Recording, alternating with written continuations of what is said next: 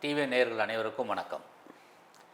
நம்முடைய அரங்கத்துக்கு இன்று அரசியல் விமர்சகர், இந்தியாவில் உள்ள அனைத்து அரசியல் கட்சி தலைவர்களோடும் நெருங்கிய நட்பு பாராட்டக்கூடியவர், எதிர்க்கட்சியாக இருந்தாலும் ஆளுங்கட்சியாக இருந்தாலும் இவர் மேல் பெரும் மதிப்பு வைத்திருப்பவர்கள் திரு ரவீந்திரன் துரைசாமி அவர்கள் நம்முடைய அரங்கத்துக்கு வந்திருக்கிறார்.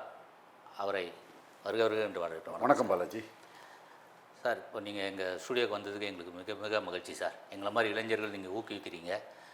அரசியலில் இளைஞர்களும் வரணும் அப்படின்ற உங்களை மாதிரி பார்த்து தான் நிறைய இளைஞர்கள் கற்றுக்குறோம். மழை காலம் தமிழ்நாட்டில் இப்போ நல்ல மழை. சென்னையை பொறுத்த வரைக்கும் பெருசாக மழை பெய்யலை. இருந்தாலும் பொதுமக்கள் மத்தியில் இந்த சின்ன மலைக்கே இவ்வளோ தண்ணி நிற்கிதேன்ற மாதிரியான ஒரு பேச்சு அடிபடுது. விழுப்புரம் போன்ற பகுதிகளில் பொன்முடி மேலே சேத்த வாரி அடிச்சிருக்காங்க. இது எப்படி பார்க்குறீங்க? அரசாங்கம் மழையை சரியாக கையாளலையா? எப்படி பார்க்குறீங்க? எந்த அரசாங்கமும் எந்த ஒரு இயற்கை பேரிடரையும் சரியாக கையாள தான் முயற்சி பண்ணுவாங்க.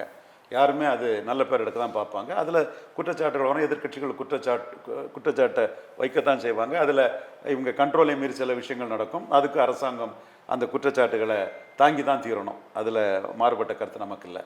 பொன்முடி மீது அவங்க பண்ணது இந்த மழை சம்பந்தப்பட்ட கோபம்னு நான் நினைக்கல. அந்த திரௌபதி அம்மன் கோயில் மேட்டரில் இருந்தே அங்கே பொன்முடிக்கு அந்த மாவட்டத்துக்குள்ளே ஒரு பெரிய இது இருக்குது.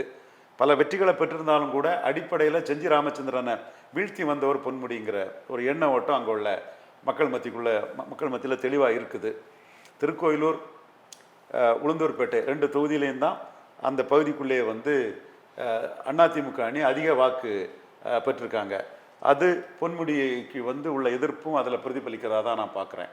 பொன்முடிக்கு மேலே இன்னைக்கு உள்ள சேற்றை வீசினது தனிப்பட்ட முறையில் அவருக்கு உள்ளுக்குள்ள எதிர்ப்பு இருக்குது. ஆதரவும் பெருசாக இருக்குது. ஒரு தரப்பில் ஆதரவு இருந்தனால தானே அவர் விக்கிரவாண்டியில் அது 63% வாக்கு வெற்றி பெற வச்சுருக்கார் அவர் போலரைசேஷனை பண்ணி.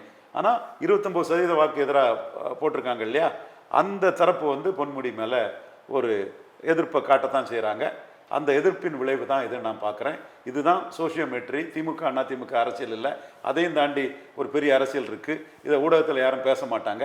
உண்மை நிலைமை நான் சொல்லக்கூடிய இந்த அரசியல் கூறின் வெளிப்பாடு தான் பொன்முடி மீது சேற்றை தூக்கி வீசினது.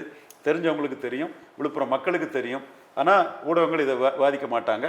உண்மை நிலைமை நாம் சொல்லக்கூடிய அந்த சோஷியோமெட்ரியில் சமூக ரீதியான ஒரு அரசியலின் வெளிப்பாடு தான் அது. ரொம்ப நன்றி சார். மிக வெளிப்படையாக உங்களுடைய கருத்துக்களை பொதுமக்களுக்கு எடுத்து வச்சதுக்கு எங்களுடைய டிவிஎன் சேனல் நேயர்கள் சார்பாக உங்களுக்கு மனமார்ந்த நன்றிகளை தெரிவிச்சுக்கிறோம் சார். நன்றி பாலாஜி. Thank you sir.